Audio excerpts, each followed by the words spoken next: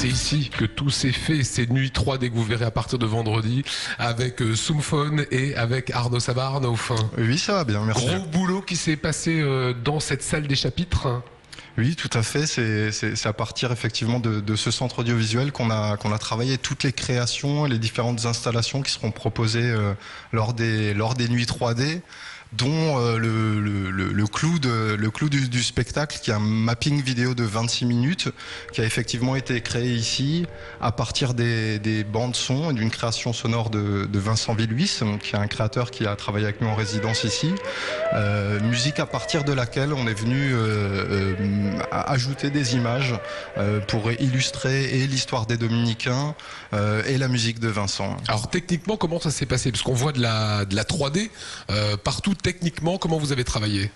Alors on part de la musique et de ce que peut nous évoquer l'histoire des Dominicains. On travaille sur différents tableaux qu'on met ensuite en image avec l'aide de Soomphone, qui est notre graphiste 3D. Et qui lui va venir mettre en image un petit peu tout ce qu'on a imaginé autour de la vidéo. C'est un travail de fou. Alors regardez, Soomphone qui est en train de bosser. Soomphone, vous lui ressemblez, Soomphone, hein? Un tout petit peu. C'est qui? Mais je pense que c'est peut-être moi. Je suis pas sûr. Alors racontez-moi comment ça se fait ce travail de numérisation et de 3D. Alors là, en l'occurrence, en fait, pour le visage, on utilise un logiciel, mais donc avec 3 photos qui vont en fait modéliser plus ou moins automatiquement le visage. Et ensuite, moi, mon travail, ça va être d'animer ce visage. Donc là, en l'occurrence, le faire un peu avancer, le faire regarder à droite et à gauche. Alors ça, c'est votre visage. C'est un travail qui a été fait sur les moines, qui a été fait sur d'autres supports. Au début, on voulait juste faire des moines, et puis au final, on s'est dit, tiens, ce serait marrant en fait de mettre nos têtes à nous, de les intégrer dans le mapping, et effectivement, c'était rigolo à faire. Alors on a vu Soomphone qui se numérisait, et vous vous êtes amusé à me numériser aussi. Ça a duré 5 minutes, on envoie les images. C'est aussi rapide que ça, ce travail de création qu'on retrouve d'ailleurs sur les du 3D. Ben oui, c'est un petit peu la magie des nouvelles technologies, bien qu'en fait ça soit aussi étroitement lié avec les capacités de Soomphone, qui est un créateur, un graphiste 3D hors pair. Alors concrètement, Arnaud, qu'est-ce que les gens vont pouvoir voir dans le cloître?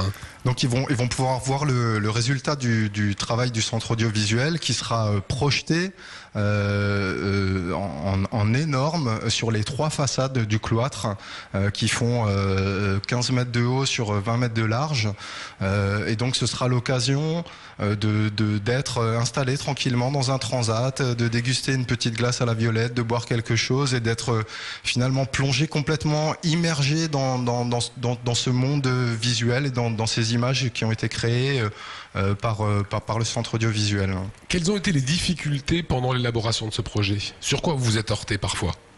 La technique en soi de projection et de mapping, qui consiste à prendre en compte l'architecture du bâtiment et qui est une nouvelle technologie, et nous a donné des cheveux blancs. On y est arrivé après beaucoup de tests et de nuits d'essais, puisque c'est des essais qui peuvent se faire uniquement la nuit.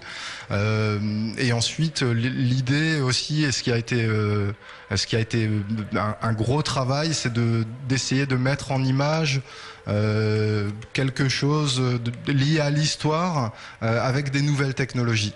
Et donc d'associer, de marier les deux ensemble, je pense que ça a été une des plus grandes difficultés, et pour le coup aussi, je pense, une des plus grandes réussites. Ouais. En fait, vous avez fait Avatar dans un décor naturel exceptionnel. C'est ça, on peut dire ça comme ça. Spectacle de 26 minutes, assis dans des transats, à la cool. Spectacle merveilleux. Merci les camarades, bravo. Bravo pour le job.